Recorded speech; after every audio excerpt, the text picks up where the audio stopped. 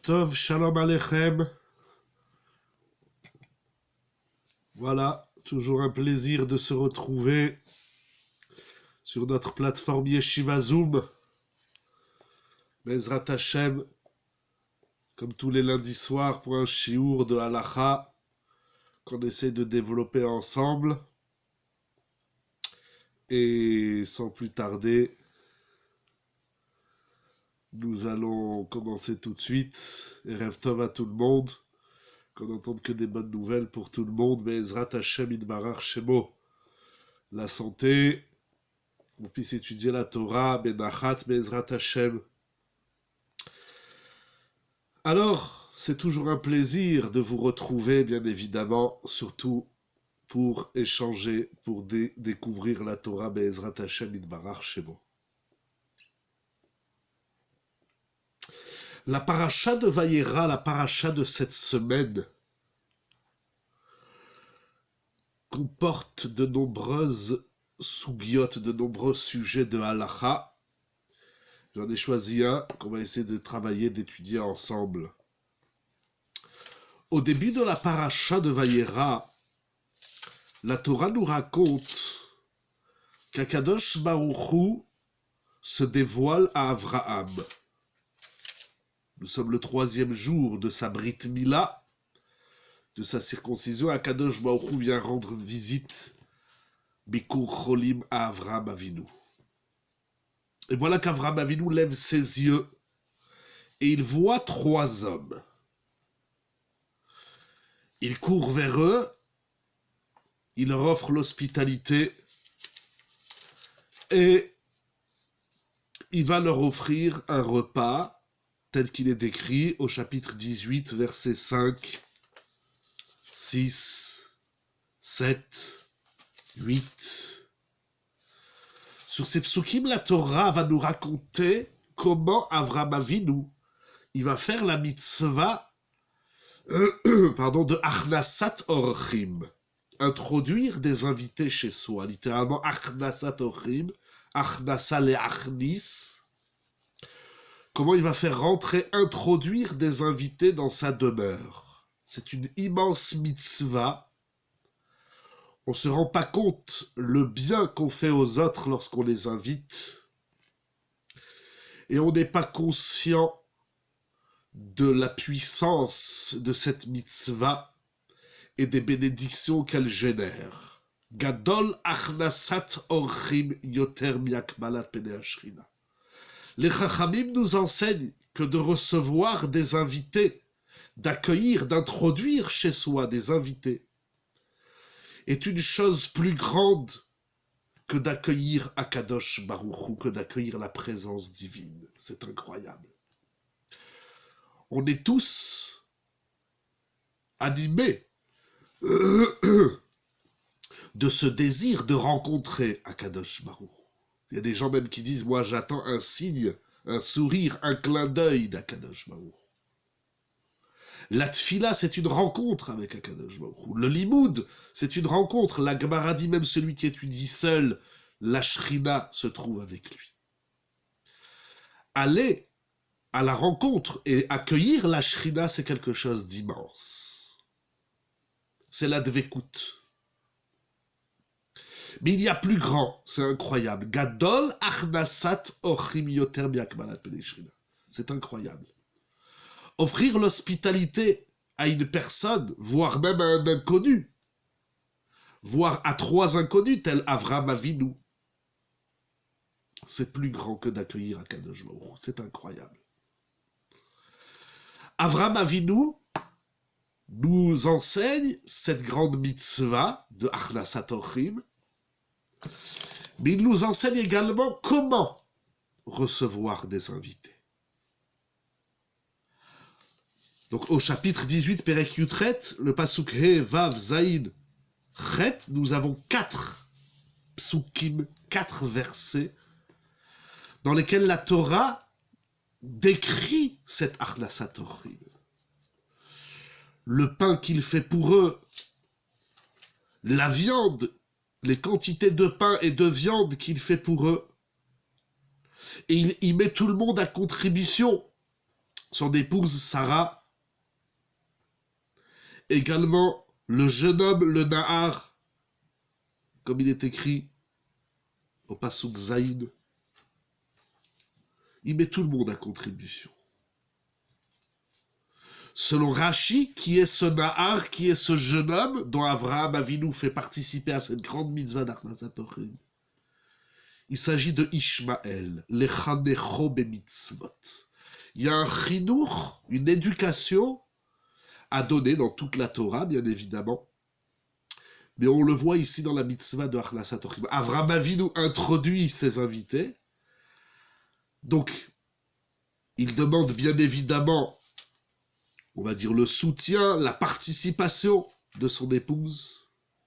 Vayomer Bari Shlosh Seim Kemar Solet.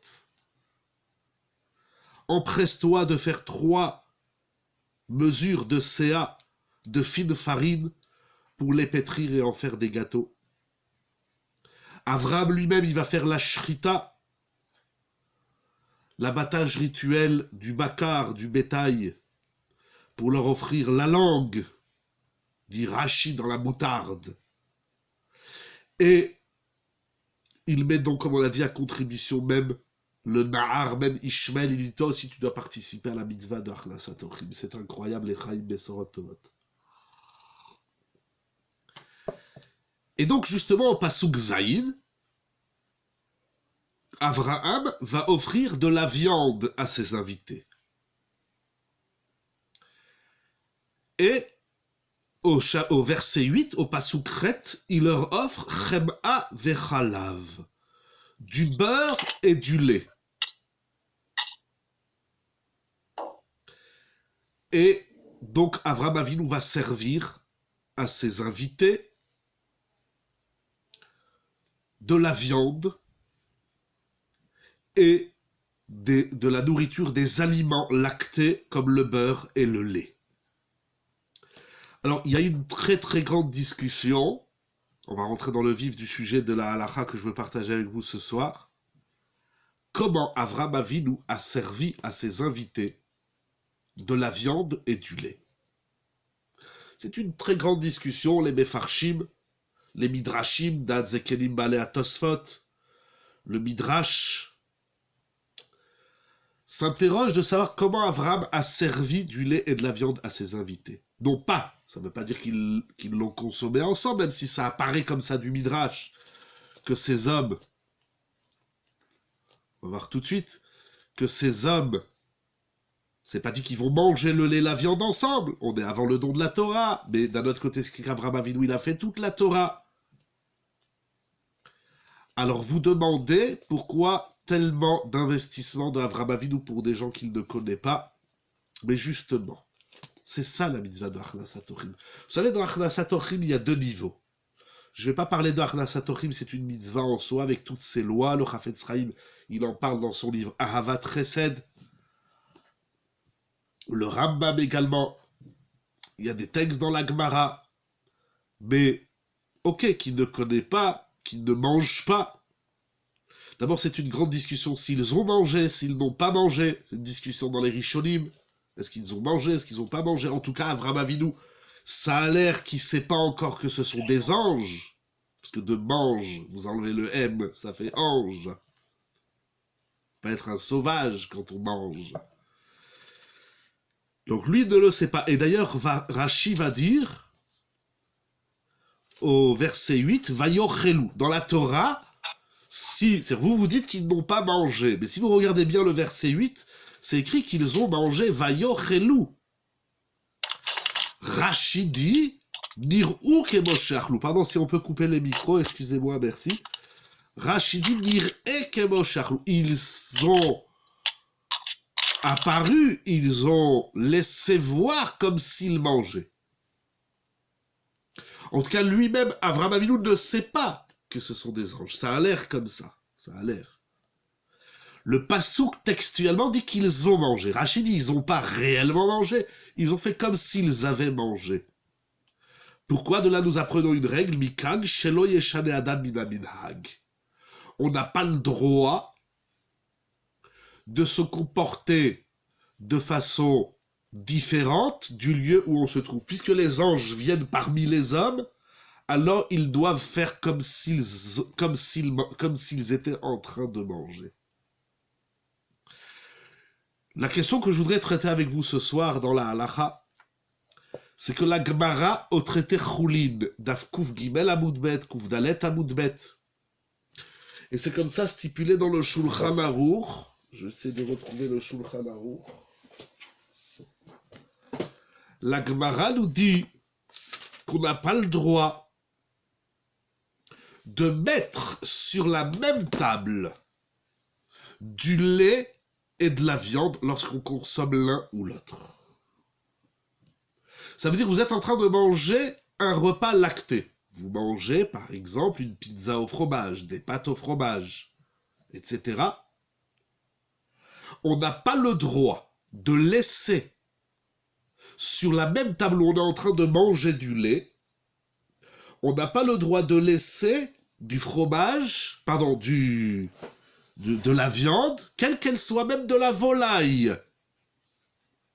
Nous dit le Shulchan Aruch, Shelo yavo le'ochlam yachad, pour ne pas qu'on en vienne à les manger ensemble. Donc vous êtes en train de manger votre pizza au fromage, ou tout autre produit, tout autre aliment, tout autre mets lacté. C'est assourd de laisser sur la table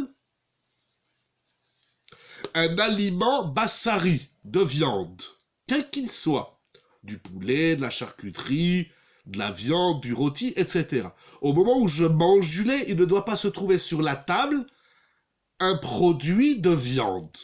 Parce qu'il y a un risque qu'on vienne aller manger ensemble. Vous êtes en train de manger votre pizza au fromage, il y a un risque qu'instinctivement, vous prenez un morceau de charcuterie, vous le mettez, et pof, et là on va bien évidemment enfreindre la halakha. Alors c'est une grande sougya qui veut, on verra peut-être par la suite d'autres dîners, mais il y a beaucoup de halakhot sur ça.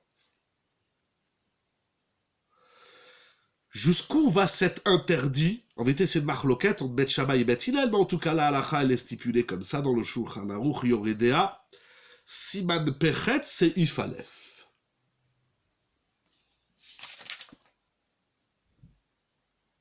Alors, il y a ici une très grande question que nous allons traiter dans la halakha. Vous savez, par exemple, on va voir tout de suite le Shulchan Aruch par ailleurs. Par exemple, dans Siman Resh Ayin He, le Shulchan Aruch nous ramène la Sugia au traité Shabbat Daf Yud Aleph, qui nous dit que Shabbat, on n'a pas le droit de faire certaines activités à la lumière de la bougie ou du nerf de Shabbat. Par exemple, vous avez mis votre minuterie et voilà que la lumière s'est éteinte à 23 heures. Vous avez encore les nérotes de Shabbat qui sont allumées. Mais vous voulez lire, étudier la paracha, vous êtes en famille, discuter, et on est donc à la lumière des nérotes de Shabbat. On n'a pas le droit, nous dit le Shulchan Aruch, Siman Resh Ayin He, de lire, on va prendre l'exemple de lire En Korin Besefer Leor Aner. On n'a pas le droit de lire, par exemple, vous voulez lire le Birkat Hamazon, ou lire la paracha, quelle que soit la lecture, à la lumière des bougies de Shabbat. C'est interdit. Pourquoi? Rashi explique au traité Shabbat Daf Yud Aleph, et le Mishnah Brura rapporte également au nom du Magen Avraham, Shema Yate Haner Leavi Hashemel Nepi Apetila Kedesh Idalek Yafe.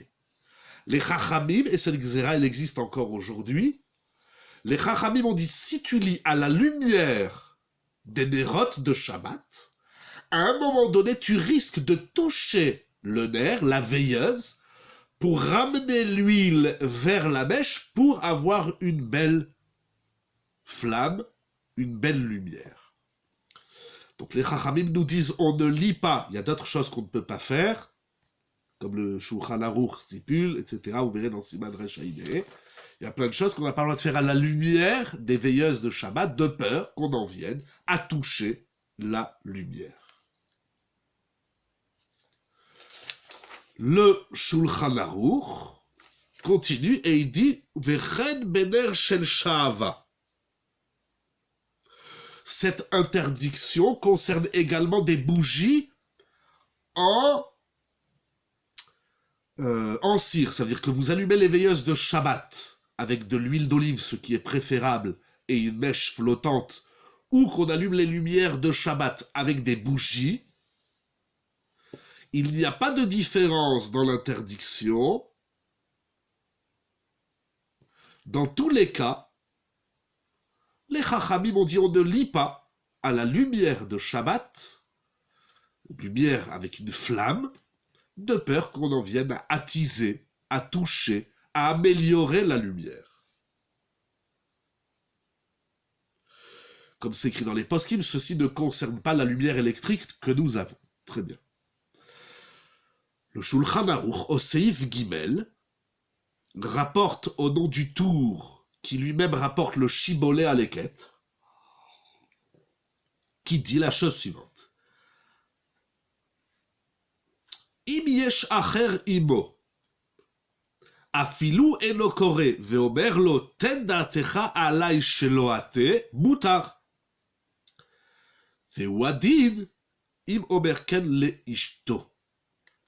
Il dit le Shulchan Aruch, si maintenant j'ai besoin de lire, la minuterie a éteint donc ma lumière, mais il me reste les lumières de Shabbat, mes veilleuses d'huile d'olive ou d'une autre huile, ou bien mes bougies.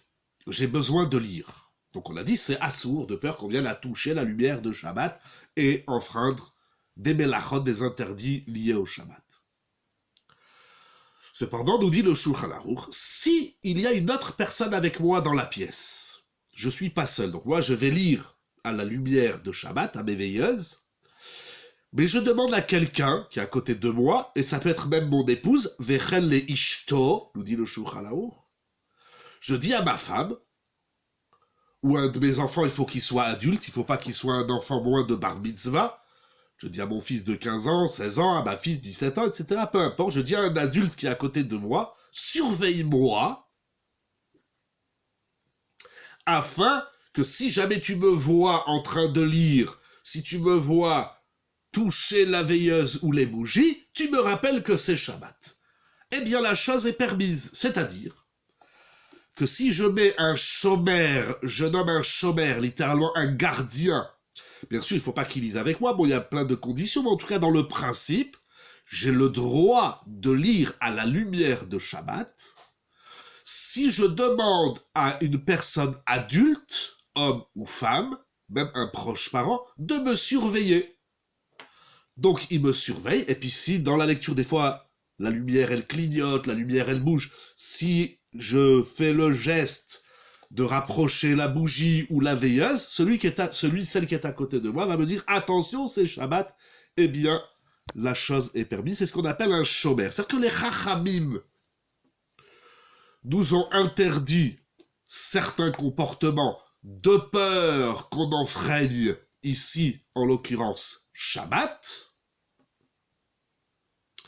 Mais si on nomme un shomer pour nous surveiller, un surveillant qui surveille que je ne vais pas enfreindre Shabbat, la chose est permise. C'est un exemple parmi plein d'exemples.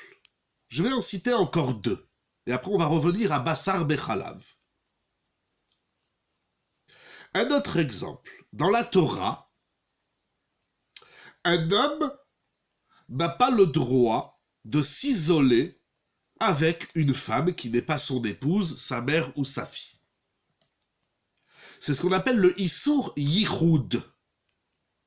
On comprend bien, si je suis à la fois surveillé et surveillant, ça marche pas. Non, ça marche pas. Parce que si moi-même je suis préoccupé par une lecture, ça marche pas. Mais regardez plus précisément toute la halachot dans Siman Resh Haïné. Donc le Issour Yichud, qui à la base est un interdit de la Torah, veut qu'un homme et une femme qui ne sont pas mariés, ou bien si c'est pas ma mère, mon épouse ou ma fille, on n'a pas le droit de s'isoler. Pardon, si on peut couper les micros, excusez-moi.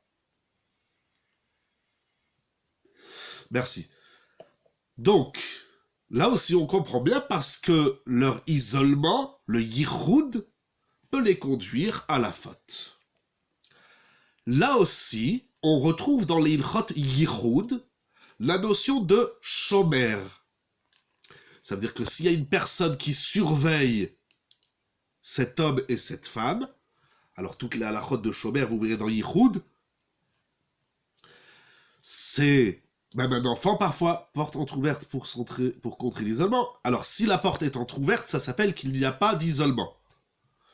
Attention, si on habite au 8e étage et la porte est entrouverte, ça s'appelle pas une porte entrouverte. Bon, il y a des dynimes dans Yichud, je sais plus qui c'est qui voulait étudier Ilchot Yichud, peut-être à l'occasion on fera Ilchot Yichud. En tout cas, si la porte elle est ouverte ou s'il y a accès vers l'extérieur, ça s'appelle pas qu'il y a isolement. Ici je parle qu'il y a un isolement, un homme et une femme, mais il y a parfois même un enfant. Alors là c'est intéressant parce que même un enfant de 9-10 ans peut être shomer. C'est-à-dire que ça s'appelle qu'on n'est plus tout seul puisqu'il y a un enfant de 10 ans. Donc là-bas aussi, on retrouve la halakha du shomer.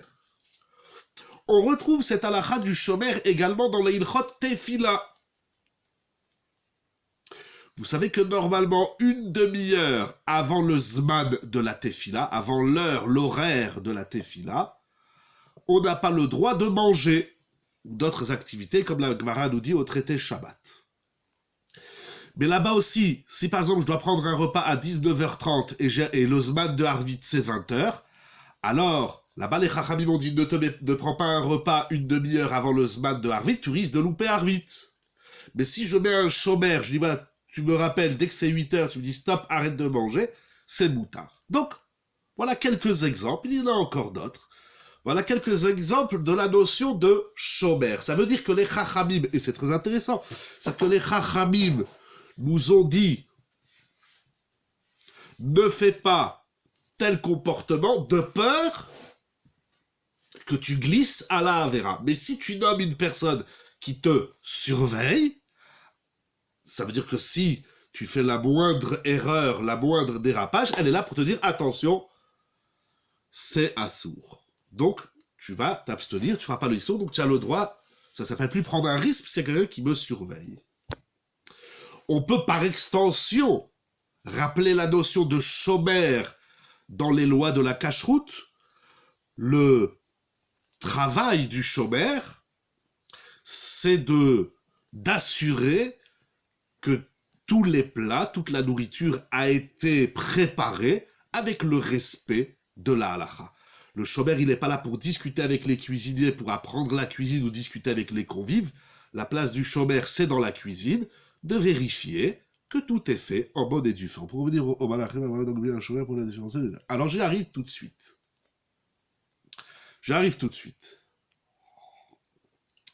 Alors, revenons à Avraham, le lait et la viande. Donc la question c'est comment Avraham il a mis sur la table. Parce que, alors, c'est vrai que c'est pas probant dans le pasouk. Pardon. C'est écrit clairement au pasouk 8. Vaikar chema vechalav, il a pris du beurre et du lait. Ou ben abakar, et il a pris la viande asherasa qu'il avait préparée.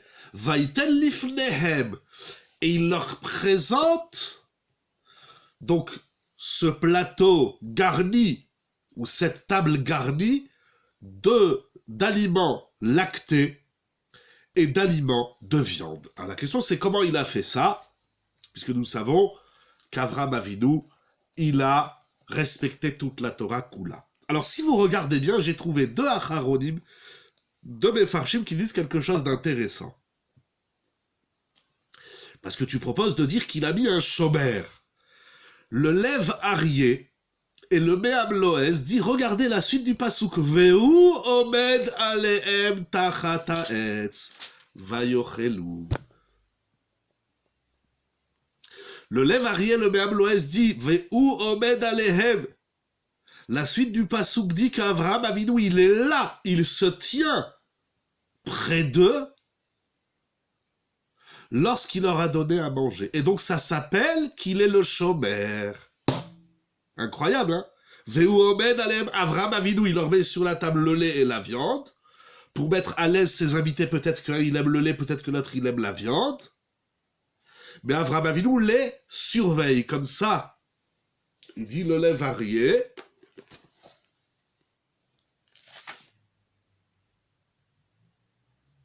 Voilà. Et il dit, le lait varié d'ailleurs, c'est pour ça que c'est écrit Ve'u omed alehem vayochelu. Et seulement après, ils ont mangé.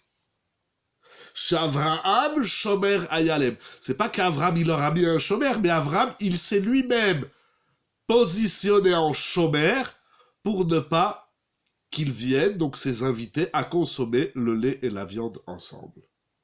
Et dans l'ordre du pasouk, c'est bien dit, il leur a présenté le lait et la viande, il se tient devant eux, donc il est là, il est présent, vayochelu. Et ensuite, les hommes ont mangé, donc Avraham, il est lui-même le shomer.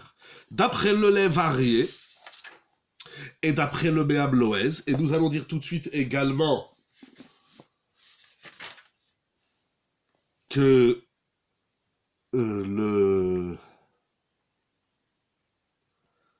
Voilà. Nous allons rapporter également tout de suite les poskim, rapportés ici dans Piskei Teshuvot, dans Yoredea, Psakim et Teshuvot dans Yoredea, tous les poskim qui permettent de laisser sur la table le lait au moment où on mange la viande, ou la viande au moment où on mange le lait, s'il y a un shomer. Telle est l'opinion du Yad Ephraim, du Bet Yaakov, du Yavinda, donc du lait varié dans Choulin, du Be'er Yitzhak, du Ben Ishraï, le Ben Yehoyada dans Yoma d'Avkafret. Telle est également l'opinion de Rav Eliashiv alav Shalom. Et le Ma'adane Shulchan dit qu'on peut s'appuyer sur les Mekilim, Beshat Hatrak, des fois on peut pas faire autrement, des fois c'est compliqué. En tout cas, et donc on a rajouté également le Me'am Loès, qui disent que si on met un shomer, on a le droit de laisser sur la table la viande, lorsque je mange le lait, donc je prends ma pizza au fromage, s'il n'y a pas de shomer, je dois m'assurer qu'il n'y a pas de produit de viande sur la table, mais si je nomme un shomer, mais attention, la fonction du shomer sera de me surveiller. C'est-à-dire que si quand je mange, lui il est le journal, ou il est dans son téléphone, ou même s'il étudie, ou il fait autre chose, ça s'appelle plus qu'il est shomer. Le shomer, il est là, il me surveille, il me regarde, que je n'enfreigne pas Bassar Bechalav.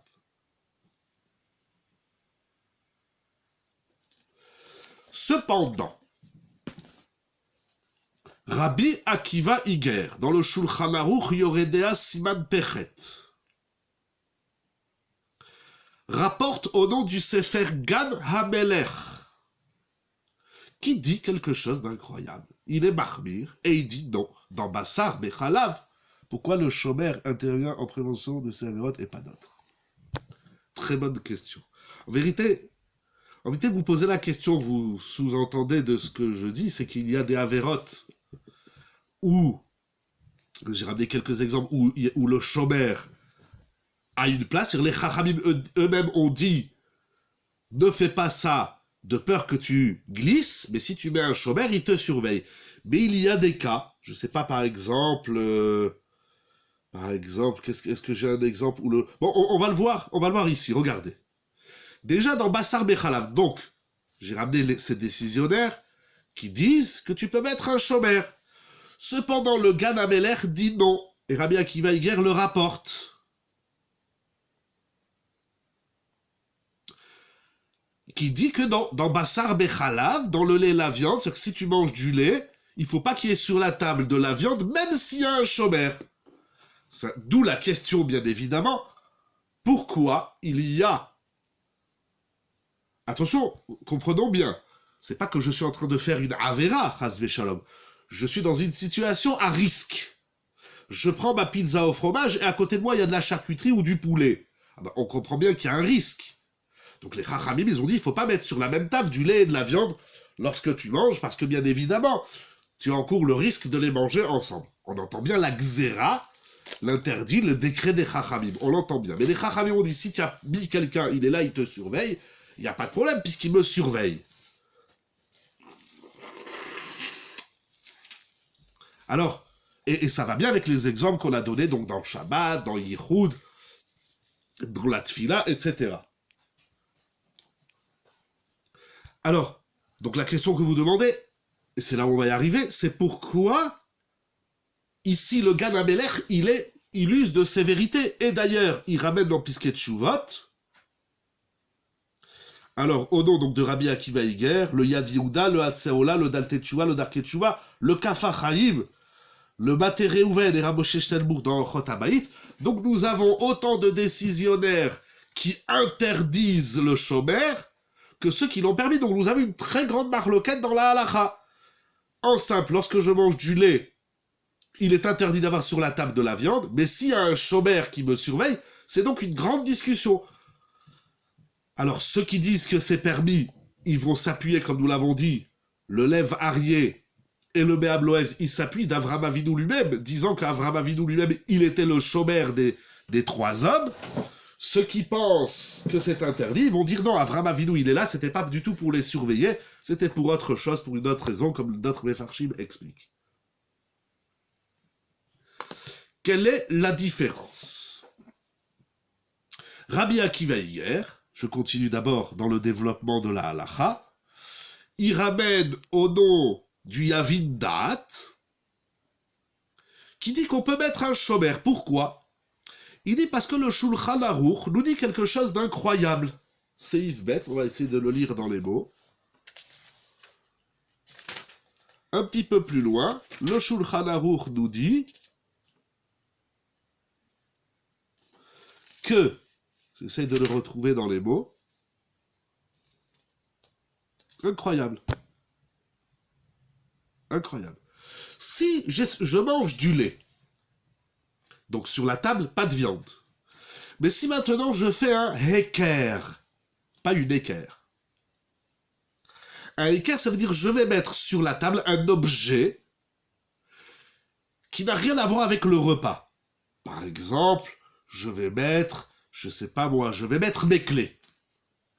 Donc je suis en train de manger ma pizza au fromage, je mets mes clés sur la table. Quand on mange, en général, on ne met pas les clés sur la table, elles restent dans le sac, dans le portefeuille ou sur la porte, peu importe. Ou bien, je vais mettre une trousse. Alors là, le Shulchan Aruch dit, s'il y a un objet qui va faire office de rappel, tu es en train de manger ta pizza, et puis tu te dis, mais qu'est-ce qu'elles font là, mes clés? Ah, c'est pour me rappeler que je ne dois pas manger la viande qui est sur la table, c'est moutard. Incroyable. Donc, pas de viande sur la table quand je mange du lait, mais s'il y a un objet qui n'a rien à voir avec le repas qui est sur la table, que j'ai mis précisément, exactement un signal d'alerte, comme vous dites, c'est permis. Alors, le Rav de Koutna nous dit, eh ben, c'est la même chose. Si j'ai le droit de mettre une alerte, j'ai le droit de mettre un objet, alors a fortiori qu'une personne, un shomer, ça marche. Donc nous avons cette immense discussion. Pourquoi nous avons des décisionnaires, et tout autant des décisionnaires, c'est Halacha Lemaaseh, on va voir, je vais vous dire qu'est-ce qu'il dit Yalkut Yosef, mais Halacha Lemaaseh, c'est donc une discussion. Alors bien sûr, c'est toute la discussion, il y a encore beaucoup de dinim, hein, vous comprenez bien. Toute la discussion, c'est lorsqu'il y a deux personnes qui mangent. Vous êtes au travail, ou même à la maison, elle veut manger bassaria, elle veut manger chalavi, alors il faudra deux nappes, ou il faudra un objet, il faudra... on met entre les deux un objet pour bien séparer, bien distinguer. Attention, toi tu manges du lait, moi je mange de la viande. Alors, maintenant, je mange, et puis mon lait, ma pizza, et puis mes pâtes, et puis je dis à quelqu'un, surveille-moi de ne pas manger. Donc c'est une grande discussion. Nous avons ceux qui permettent, un studio d'une famille date, exactement.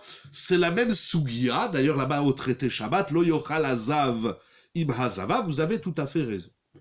C'est juste. Alors certains expliquent, et on le comprend, pourquoi dans Bassar Bechalav, on est plus sévère, c'est-à-dire bien qu'on a vu plein d'exemples, il y en a encore, hein, dans la halakha, il y a encore beaucoup d'exemples, où on a le droit, bon j'ai dit les exemples principaux, où on a le droit de mettre un shomer. Alors pourquoi ici on ne mettra pas de shomer? apparemment, il faut dire quelque chose d'incroyable. C'est que le risque de manger la viande quand tu es en train de manger du lait, ce risque-là, il est tellement probant, il est tellement risqué qu'un chômeur ne suffirait pas. Pourquoi? Ça veut dire, tu es en train de manger, il y a Arvit dans une demi-heure. Bon, bah celui qui est là, dans une demi-heure, il va te dire stop, c'est Arvit. Il pas, voilà, il te l'a dit, il te l'a répété, il t'enlève l'assiette, il te dit va faire Arvit. Très bien. Mais là, lorsque tu es en train de manger tes pâtes, tes spaghettis au fromage, tu es en train de manger ta pizza, c'est à chaque instant que tu risques de piquer un morceau de poulet, un morceau de charcuterie ou un morceau de viande. Le risque, il se répète seconde après seconde. Et de dire, je laisse quelqu'un qui me surveille, il faudrait que si mon repas dure une demi-heure, pendant une demi-heure je mange ma pizza, il faudrait que pendant une demi-heure il ne me quitte pas des yeux et il ne fasse rien d'autre. Le risque de glisser, il est plus grand que le risque, même dans Yichoud. Parce que dans Yichoud, s'il y a un chômeur, on ne fait pas d'abord la Avera comme ça, tchic-tchac. Il y a un talir, c'est-à-dire il y a une mise en place pour Chazvé Shalom glisser, arriver à la Avera. Donc il y a un chômeur, il a le temps de nous rattraper. Mais là, c'est presque instinctif, tu manges, des fois même tu es dans le téléphone, ou tu parles, tu te rends pas compte, tu prends, tu manges. Il faudrait que le chômeur, il te surveille. Efficace dans le cadre d'un régime. Ok, si c'est dans le cadre d'un régime, mais là on est dans Massar Bechalav. Donc si il y a, c'est-à-dire que le risque de piquer de la viande quand je suis en train de manger du lait, d'abord il est répétitif, c'est tout le temps de mon repas. Alors là, nous avons des décisionnaires qui sont très marmirim, qui sont très sévères. Alacha le maaseh, on dira comme ça. Celui qui s'appuie sur les mekilim, c'est-à-dire sur ceux qui permettent que quand tu es en train de manger du lait, tu as quelqu'un qui te surveille, tu as sur qui t'appuyer. Nous avons vu des grands poskim, des grands gdolim qui permettent. Si on peut user de sévérité, d'être marmire et d'enlever tous les produits de viande de la table quand on mange du lait et ne pas s'appuyer sur le chômeur, eh bien, on usera de sévérité. Mais des fois, on peut pas, parce que des fois, on n'est pas chez soi, ou pour X raisons, alors on demande à quelqu'un, surveille-moi. Voilà. Il ne faut pas avoir peur, en tout cas c'est ça que nous apprenons également, c'est quand même un grand ridouche. Souvent l'homme se dit, ça va, je fais attention, ça va, je suis un grand garçon. Non mais s'il n'y a pas grand garçon, il n'y a rien du tout. Il ne faut pas avoir peur de dire à l'autre, surveille-moi. Par exemple, vous conduisez, vous êtes fatigué, eh bien vous dites à la personne qui est à côté de vous, si jamais tu vois que je m'endors, je suis fatigué, parle-moi, ne me laisse pas dormir.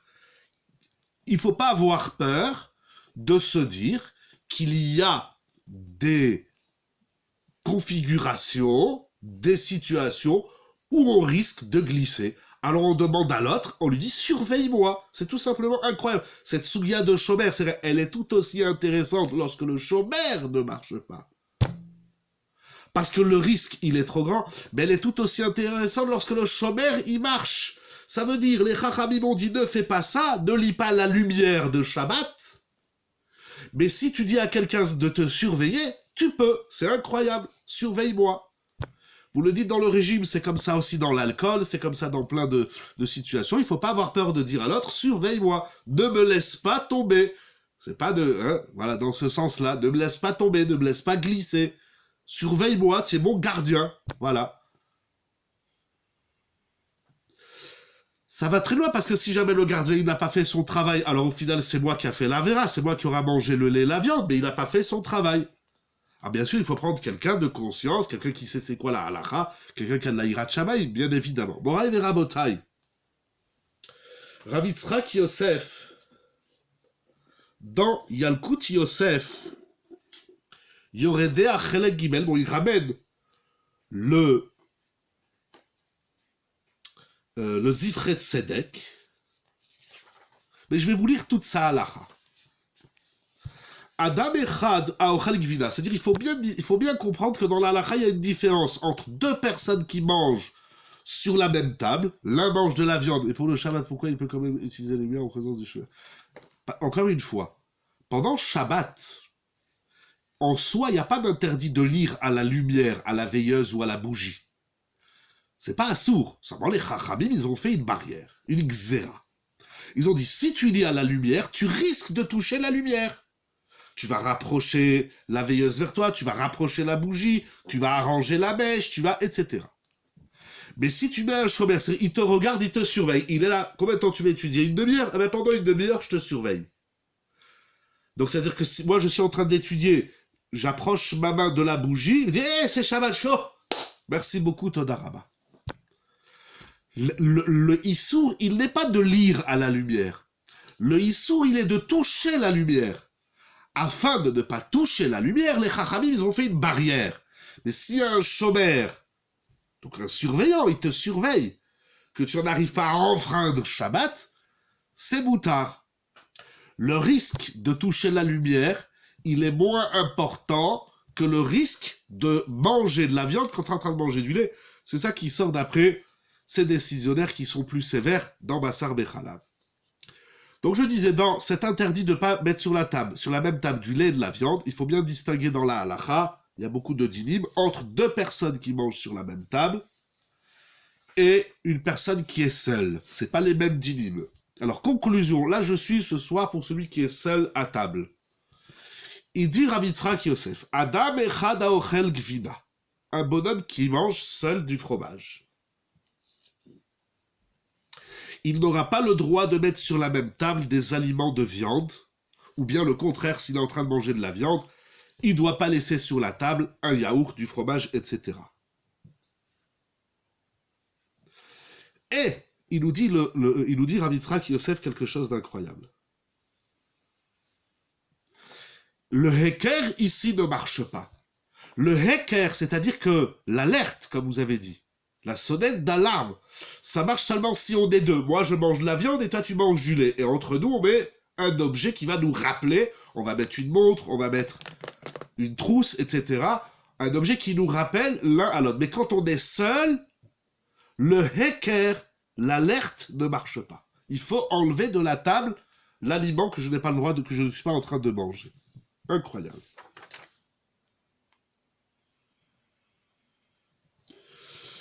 Il ramène au nom du cas Fachaïm, du cas Yehuda, parce que toute cette permission de mettre un objet qui rappelle qu'on est en train de manger du lait et de la viande, le Shulchan Aruch de l'a écrite seulement lorsqu'on est deux. Un, il mange du lait, l'autre, il mange de la viande. Si on met un objet qui n'est pas lié au repas, ce sera moutard. Mais lorsqu'on est seul, ça marche pas. Le équerre ne marche pas. Ve'el le'atir, et il n'y a pas à permettre gamimiase équerre ve'efsek ben agvina le abassar, même s'il fait un équerre ou une séparation entre lui, le lait et la viande, il faut enlever la viande de la table. Par contre, im gamemid alav shomer leazkiro shelo ite mutar. Il dit Rav Yitzhak Yosef quelque chose d'incroyable. Au nom du Zivret Tzedek, le Zivret Tzedek, Rabbi Abdallah Somer, c'était le Rav du Ben Ishraï. Zivret Tzedek, il dit un grand chidouche. Il dit, si tu fais les deux, ça veut dire, tu mets le équerre, tu es seul, tu mets l'objet, tu mets ta trousse, donc ça suffit pas. Si tu mets un chômer, c'est une marloquette. Il dit maintenant, si tu fais les deux, tu mets un objet qui est une alerte, et en plus de ça, tu mets quelqu'un qui te surveille, s'il y a les deux conditions, alors là, tu pourras laisser sur la table la viande quand tu es en train de manger du lait, ou le lait lorsque tu es en train de manger de la viande. Voilà, Morav et Rabotai. Alors bon, une autre halakha qui est importante, il y a beaucoup d'halachot. Si on mange sur la même table avec un enfant, il dit Rav Yitzhak Yosef le Rishon LeZion, Aochelim katan beshulchan echad. Il y a un adulte qui mange, tu manges ta pizza au fromage, et puis il y a un enfant de 7-8 ans qui mange son poulet. Ou le contraire. Incroyable. Est-ce qu'on peut mettre un équerre? C'est-à-dire, s'il y a deux adultes et on met un équerre, ça marche. On met les clés sur la table, ça marche. Mais s'il y a un adulte et un enfant qui ne mangent pas le même produit, l'un mange du lait, l'autre de la viande, Il ramène une discussion si le équerre marche, mais il conclut Yeshle Achmir Beze. Il faut être Mahmir. Pourquoi? Parce que l'enfant, il n'a pas de da'at suffisant reconnu dans la halakha, et donc on ne peut pas s'appuyer sur l'enfant. D'ailleurs, je l'ai dit aussi dans le Shabbat, je n'ai pas le droit de lire à la lumière si c'est un enfant qui me surveille. Donc l'enfant n'est pas suffisant pour surveiller l'adulte. Des fois, on fait des choses dans la vie, on dit aux enfants, bon, vous me surveillez, hein, tu vois, ou bien on met des choses au four, et puis on dit aux enfants de 7-8 ans, bon, tu me rappelles qu'il faut éteindre le four. Non, un enfant, on lui demande pas des choses comme ça marche pas. Très bien. Bon, Rav et Rabotai, pour terminer, je voudrais juste terminer avec une question sur laquelle je n'ai pas de réponse. J'ai trouvé quelque chose d'intéressant dans le Sefer Torah Chaim. Alors, le Sefer Torah Chaim, que j'ai sous les yeux, de Rav Valach, Rabbi Shalom Valach, sur Bereshit, il a fait, Rav Valach, un travail exceptionnel. Il a réuni tous les chidushim de Rav Chaim Kanievski sur Bereshit. Il n'a pas encore sorti sur les autres parties de la Torah. Voilà, le Sefer Torah Chaim sur Bereshit, de Rav Valach, sur les chidushim de Rav Chaim Kanievski sur Bereshit. Et j'ai trouvé quelque chose d'intéressant. Regardez. Sur laquelle je n'ai pas de réponse. Alors on va d'abord aller à la page 251. Pour la page O.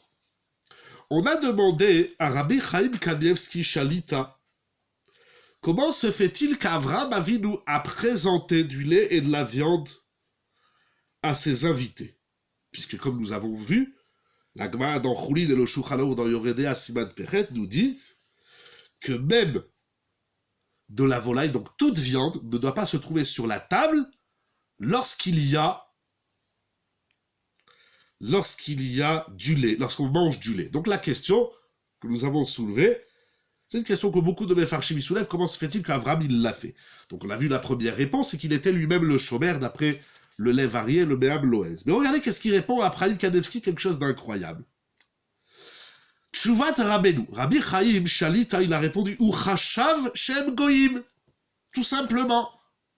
Avram Avinu, puisqu'il ne sait pas que ce sont des anges, alors il pensait que c'était des goïms, c'est des non-juifs, et devant un goï, il pouvait y avoir deux tables. Je vous dis, il y a plein de tiroutsim, il y a beaucoup de réponses sur cette question.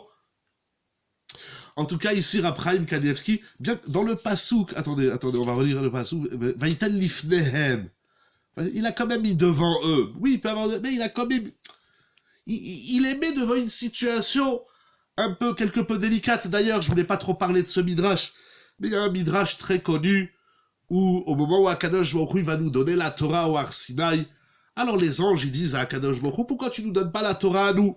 Pourquoi tu donnes la Torah aux hommes? Et Akadosh Baruch Hu, il leur dit, parce que vous, lorsque vous étiez chez Avraham Avinu, vous avez mangé du lait et de la viande. Et comme ça, c'est écrit dans le midrash. Je vais vous dire où est-ce qu'il est ce midrash, si je le retrouve. C'est ramené dans Midrash Teilim Shochar Tov, Perek 8, chapitre 8. Incroyable. Il dit, vous avez mangé du lait et de la viande, alors je peux pas vous donner la Torah. C'est incroyable. Ah bon, encore une fois, il y a toute cette discussion. Il n'y a pas de l'ifné hiver. Exactement, ça aussi c'est une discussion. Est-ce qu'il y a l'ifné hiver? N'oublions pas qu'on est ici dans du dérabanan. Alors est-ce qu'il y a l'ifné hiver sur du dérabanan avec des goïms? Bon. Peut-être qu'ils auraient dû lui dire, hé, c'était assourd. Ok, toi tu crois. Bon, je vous dis, j'ai plusieurs livres, il a fallu que je trie. Je ne peux pas tout dire. Voilà, nous allons terminer avec ça. Mais regardez, j'ai une question. Qui suis-je? Que suis-je? Devant Rabbi Chaim, je m'annule complètement, mais il y a quelque chose. Certains s'ils pensaient que c'était des goïms. Mais Abraham, dès qu'il voyait quelqu'un, il dit, oh. Vous m'avez volé la question, regardez. Il dit Rav Chaim Kanievski, Avraham Avinu, il pensait que ces trois hommes étaient des goïms. Ok. Donc, puisque c'est des non-juifs, il a le droit de leur donner du lait et de la viande. Tout l'interdit de mettre sur la même table du lait et de la viande, c'est pour celui qui est concerné. Alors, vous posez la question, je vais la dire en votre nom, mais je vais vous montrer que Rav Chaim Kanievski lui-même, regardez, attendez, il faut que j'ai noté les pages, parce qu'il a fallu fouiller, Baruch Hashem, et j'ai trouvé quelque chose d'incroyable. Ah, regardez. Ah, c'est écrit... Où est-ce que c'est écrit ça? Ah, c'est écrit au verset 4, 18-4. Où il est mon Chumash? Il est là. Au verset 4, regardez qu'est-ce qui est écrit. Yukarna be'atmaim, donc il accueille ces trois hommes, il leur dit prenez un peu d'eau, verachatsu raglechem, et lavez-vous les pieds, lavez vos pieds, veishanu tachat ha'etz, et qu'est-ce que ça veut dire veishanu? Non, ça veut dire appuyez-vous sous l'arbre. Pourquoi Avraham Avinu, il invite les malachim de se mettre sous un arbre? La Gemara, au traité Rosh Hashanah, Daf Yud Aleph Amud Aleph, dit que l'histoire où Avraham il accueille les anges, c'était à Sukkot. Et Veishanu Tachat Ha'etz, ça veut dire venez manger dans la soukha. Incroyable. Alors, sur ça, Rabbi Chaim Kanievski, dans Ta'amadikra, il aimait pas le pelle sur cette souga, est-ce que c'était Sukkot? De Rashi, ça a l'air que c'était Pessah. C'est une discussion. En tout cas, on a demandé à Rabbi Chaim Kanievski pourquoi Avraham Avinu, il a installé ces trois hommes dont il pensait que c'était des goyim, pourquoi il les a installés dans la soukha? Un goy qui mange dans la soukha, il n'a aucun salaire. Alors pourquoi il leur a dit de venir manger sous la soukha? Il répond Rabbi Chaim, parce qu'il a voulu les convertir, comme vous avez dit, et puisqu'il a voulu les convertir, donc il veut les habituer aux mitzvot. Incroyable. Mais alors je comprends pas. Pourquoi pour la soukha, Avraham Avinu, il est mahmir, c'est-à-dire il les fait manger dans une soukha, et pourquoi pour le lait et la viande, il les laisse manger du lait et de la viande? Vous comprenez la question? Si Avraham Avinu, il veut convertir ces hommes parce qu'il pense qu'ils sont des non-juifs et veut les convertir, et c'est pour ça qu'il les encourage de manger dans la soukha, alors pourquoi il leur fait manger du lait et de la viande? Pourquoi là-bas il n'y a plus les lois de la guéroute? Mais la question n'est pas terminée. Regardez un peu plus loin, au Pasuk, chapitre 18, verset 5, il est dit Ve'ekra pat lechem, ve'saadou libechem. Donc je vais vous donner du pain et vous allez rassasier votre cœur.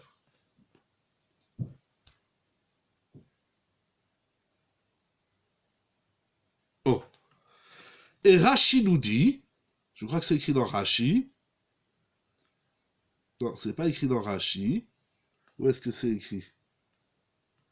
Oui, c'est ça, Rashi un peu plus loin au Pasuk Yud. Il dit que c'était le 15 Nissan, c'était Pessah. Donc première question, pourquoi il leur donne du pain? Pourquoi il leur donne du chametz? Ça, on peut répondre que ce pain-là, c'est pas du chametz, c'est de la matzah. La matzah aussi, elle s'appelle lechem oni. Très bien. Seulement, il y a une autre question. C'est que si on est le 15 Nissan, alors c'est Yom Tov. Or, nous avons une règle. La Gemara dans Betzad Afrafalef Amoudbet nous dit qu'on n'a pas le droit d'inviter un non-juif Yom Tov. Pourquoi? Shema Yarbe Mishvilo. Parce que si tu invites le goy pendant Yom Tov, il va te dire fais-moi un café, fais-moi à manger. Tu vas faire des melachot pour un non-juif. Et ça, c'est assour, on l'apprend du Passouk. Comment il dit le Passouk? J'ai oublié. Il dit lachem, la silence sous la soukha n'est pas la même que dans la tente ou pendant Pessah. Je vous dis sur cette question, j'ai pas de réponse. Mais regardez la réponse de Raphaïm Kanievski, Shalita. Il dit normalement, on n'a pas le droit d'inviter un non-juif. C'est écrit lachem dans le Passouk. Comment c'est écrit dans le Passouk? C'est écrit... bon, j'ai oublié le Passouk. En tout cas, la Gemara dit lachem velo lagoïm. Yom Tov, on n'a pas le droit de cuisiner pour un non-juif. Alors comment ça se fait qu'Abraham, il a invité des malachim pendant Yom Tov, pardon, des hommes qui pensaient être des non-juifs, ils pensaient que c'était des goïm. Oh, il répond Rabbi Chaim Kanievski, ça marche, il krevel kegerim. Là aussi. Donc ça veut dire, puisqu'il veut les convertir, et d'ailleurs, peut-être que je me trompe, mais si on fait un abattage d'une vache et qu'après, elle avait un veau. Oh, très bien. Je ne vais pas rentrer dans ça, parce qu'on a posé cette question à Raphaël Kanievski aussi. C'est ce qu'on appelle dans la halacha le ben pakua. mais il dit que Ben Pakua, c'est pas quelque chose de fréquent. Bon, en tout cas, la question, elle existe, si je la retrouve dans le livre. Il est génial, ce CFR, parce qu'il y a des millions de questions. Ah, voilà, Ben Pakua. Non, c'est pas ici. Bon, il faut rechercher, mais il pose la question. Très bien, vous avez des bonnes remarques, Razak ou Baouk. Morav et Rabotai, la question que je me demande après Mikhaïlovski, c'est pourquoi il est marmire sur la souka. Non, c'est encore moins courant, exactement, voilà, puisqu'il a fait 3 mètres, il va chacun lui donner, il va lui donner une langue, effectivement, mais je crois qu'il dit que c'est pas Shachriach, il faut que je retrouve dans le pasouk, enfin dans le texte après Mikhaïlovski. En tout cas, je sais pas pourquoi Avraham Avinu, il a été marmire de les faire manger dans une souka. Ah, alors peut-être parce que c'est des Horaïta. Alors que de pas mettre sur la même table du lait et de la viande, c'est des rabanan. Bon, mais s'il veut les convertir, vous savez, un converti dit, moi je fais toute la Torah sauf le dérabanan, on n'accepte pas ça comme ça. Alors, pourquoi il est marmire pour la souka? Il est mékel, il les laisse, il prépare pour eux, il les invite parce qu'il veut les convertir. Et donc, apparemment, ça aussi c'est une souga dans l'Acha, mais on a le droit d'inviter, on n'a pas le droit d'inviter un non-juif Yom Tov, mais s'il est en voie de conversion, alors on peut être mékel. C'est pas le sujet, mais comme ça c'est écrit dans les Sfarim. Et pourquoi pour le lait et la viande il a été marmire, il les initie pas à la conversion. Moraï et Rabotai, je vous dis, bonne semaine, Bezrat Hashem, que des bonnes nouvelles, les cascades de brachot chez tout le monde, Banimoune, Banimos, Kimatom et Mitzvot, Kakadosh Baruch vous compte de bonheur, de joie, de bracha, de santé, de Limouda Torah et Ratson, qu'on se retrouve très bientôt tous en bonne santé, pour la gloire d'Akadosh Baruch Hu. Merci beaucoup à toute l'équipe de Yeshiva Zoom, et je vous remercie d'être là. Il peut bien présenter des plats et dire la halakha de la viande. Ok, c'est possible, voilà. Je vous dis encore plein de réponses, j'ai tous les livres, voilà, j'ai choisi. En tout cas, dans la halakha stricte, ce qui nous concerne, vous avez compris qu'est-ce qu'on doit faire. Moraï Vera Botai, il vous comble de brachot, de bonheur, de joie et de sourire là-nous. Ou le Chol Israël, Amen, Ken Yeh Ratzon.